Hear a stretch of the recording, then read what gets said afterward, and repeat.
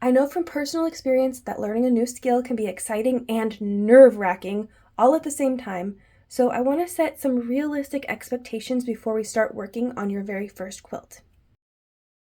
It may be tempting to aim for perfection at all times, but when it comes to a relaxing hobby, it can be a waste of your energy and it can suck all the joy out of the process. Our one and only goal for this course is to finish a quilt.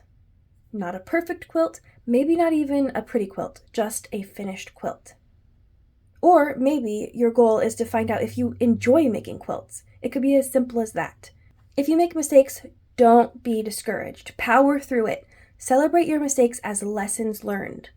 Because mistakes are inevitable, especially when you're trying something brand new. If you take the time to learn from them, then you have the power to make them valuable.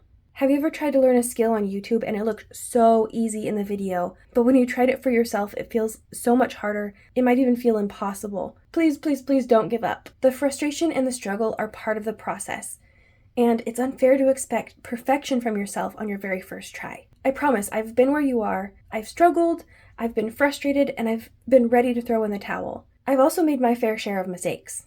In fact, I still do.